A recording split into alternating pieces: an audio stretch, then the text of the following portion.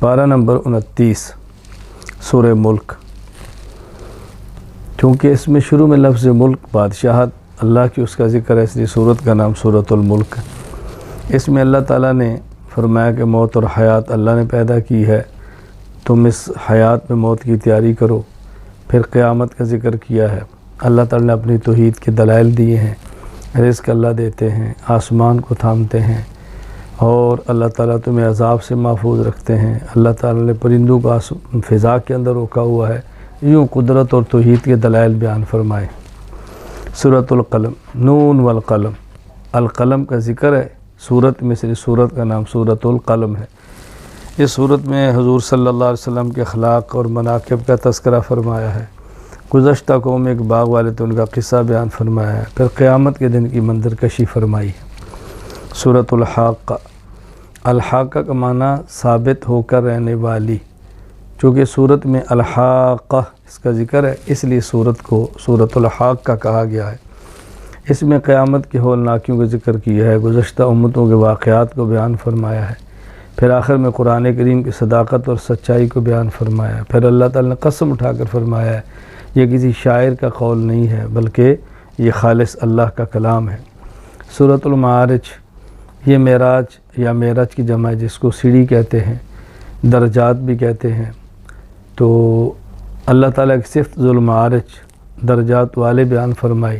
اس سے مراد 7 آسمان ہیں، 1 2 3 4۔ تو اس لیے سورت کا نام سورۃ المعارج ہے کہ اس میں المعارج کا ذکر ہے۔ نبی کریم صلی اللہ علیہ وسلم کی دعوت اور مشرکین کے رد عمل، اس کو بیان فرمایا ہے۔ قیامت کی منظر کشی بیان کی ہے۔ پھر اللہ تعالیٰ نے اس میں فرمایا کہ اللہ کے عذاب سے وہ نمازی بچتے ہیں جو نماز کی پابندی کرتے ہیں، لوگوں کے حقوق ادا کرتے ہیں، زکوٰۃ ادا کرتے ہیں، حساب و کتاب پہ یقین رکھتے ہیں، اور یہ بات سمجھائیے کہ دین میں تساہل نہ برتو، غفلت نہ کرو۔ غفلت کرو گے تو اللہ تعالیٰ کوئی اور قوم لے آئے گا جو دین کا کام کرے گی، یہ بات سمجھائی ہے۔ سورہ نوح، نوح علیہ السلام اللہ کے نبی ہیں، چونکہ سورت میں ان کا ذکر ہے اس لیے سورت کا نام ہی سورہ نوح ہے۔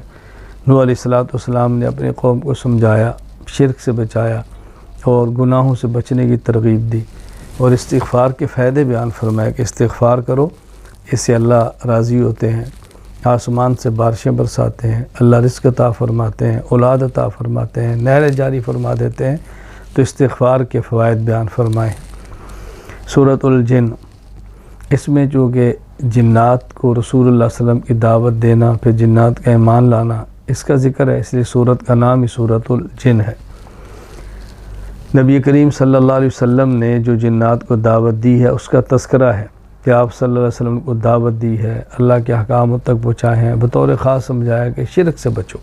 یہ اس دعوت کا بنیادی نقطہ ہے نبی کریم صلی اللہ علیہ وسلم کا، اور یہ بات سمجھائی کہ پیغمبر کے ذمہ بات سمجھانا ہے، منوانا نہیں ہے، پہنچانا ہے، جبراً منوانا نہیں ہے۔ سورۃ الجن۔ سورۃ المزمل، مزمل کا معنی ہے کپڑا لپیٹنے والا۔ رسول اکرم صلی اللہ علیہ وسلم کے خلاف مشرکین نے طرح طرح کی باتیں کے الزامات لگایا، آپ کو رنج ہوا، آپ نے کپڑا لپیٹ لیا اوپر، تو اللہ تعالیٰ نے اسی لفظ سے ذکر فرمایا یا ایھا المزمل، اس لیے سورت کا نام ہی سورۃ المزمل ہے۔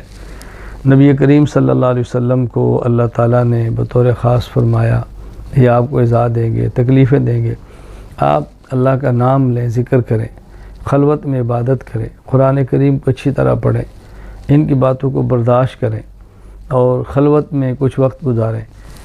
یہ داعی کے اوصاف ہیں جو اللہ پاک نے بیان فرمائے ہیں۔ تو رسول اکرم صلی اللہ علیہ وسلم کو جو مختلف پہلوؤں سے ان ظالموں نے ستایا تھا، تو حضور پاک صلی اللہ علیہ وسلم کو اللہ تعالیٰ نے تسلی عطا فرمائی، اور پھر جو ڈرانے والے ان کو فرعون کا قصہ سنایا کہ اس نے موسیٰ علیہ السلام کو اس طرح جھٹلایا اور اس کا انجام کیا ہوا۔ تم بھی ذرا اس کو ذہن میں رکھو، نبی کو جھٹلانے والے کا انجام فرعون کی طرح ہی ہوتا ہے۔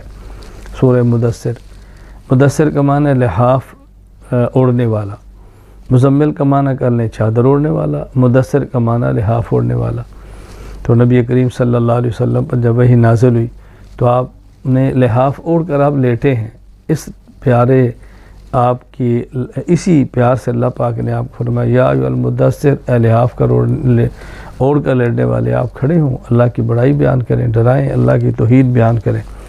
تو سورۃ المدثر میں نبی کریم صلی اللہ علیہ وسلم کو حکم دیا کفار کو دعوت دو، کفار کو ڈراؤ، ان کی تکلیفوں پر برداشت کرو، صبر کرو، اور آخر میں اللہ تعالیٰ نے پھر قرآن کریم کی عظمت اور قرآن کریم کی اہمیت کو بیان فرمایا ہے۔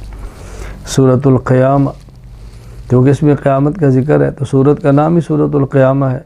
لا اقسم بیوم القیامہ، سورت کا نام ہی سورۃ القیامہ ہے۔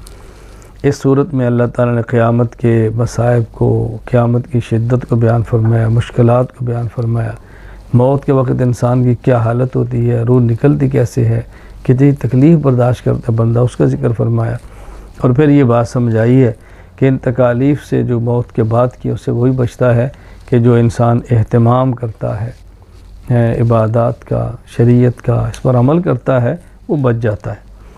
سورۃ الدہر، دہر کا معنی ہے زمانہ، هل اتی علی الانسان حین من الدہر، الدہر کا چونکہ ذکر تھا اس لیے سورت کا نام ہی سورۃ الدہر رکھا گیا ہے۔ اللہ تعالیٰ نے سورت میں جنت کا ذکر فرمایا، جنت کی نعمتوں کا ذکر فرمایا، جہنم کا ذکر فرمایا، جہنم کے مختلف عذابوں کا ذکر فرمایا، اور مومنین کے اللہ تعالیٰ نے جام، کافور کے، اللہ اکبر، اور پاک شراب کے، اور پھر ان نعمتوں کا ذکر فرمایا، اور کفار کے لیے زنجیر، طوق، شعلوں والی آگ، اس کا ذکر کیا ہے۔ اللہ تعالیٰ نے پھر آخر میں فرمایا کہ ذکر کرو، عبادت کرو، صبر کی تلقین بیان فرمائی ہے کہ ان چیزوں کا اہتمام کرو۔ سورۃ المرسلات، والمرسلات عرفا، المرسلات کا ذکر ہے وہ ہوائیں جو چھوڑی گئی ہیں، وہ فرشتے جو اللہ پاک کی طرف سے ہیں، تو اس لیے سورت کا نام ہی سورۃ المرسلات ہے۔ قیامت کی علامات کو بیان کیا ہے، انسان کو بتایا کہ گزشتہ قومیں جو نہیں مانتی ان کو کیسے تباہ کیا ہے، اور ڈرایا ہے، ہولناکیاں بیان کی ہیں۔ اللہ تعالیٰ نے اپنی نعمتوں کا ذکر فرمایا، اور یہ بات سمجھائی ہے کہ دیکھو اللہ تعالیٰ نے جو تمہیں نعمتیں عطا فرمائی اس کا صحیح استعمال کرو، فضول خرچیاں نہ کرو، اور قرآن کریم سے بڑھ کر کوئی کتاب نہیں ہے، اس پر تمہیں توجہ دینی چاہیے، اور جو نیکی کرتا ہے اللہ تعالیٰ اس کو اچھے بدلے عطا فرماتا ہے، جو گناہ کرتا ہے اس کو عذاب ہوتا ہے، کفر پر عذاب ہوتا ہے، شرک پر عذاب ہوتا ہے، اور توبہ کے بغیر مرے تو گناہوں پر اللہ کی طرف سے جہنم کی سزائیں ملتی ہیں۔ تو سمجھایا ہے۔ اللہ تعالیٰ ہم سب کو آخرت کی تیاری کرنے کی توفیق عطا فرمائے۔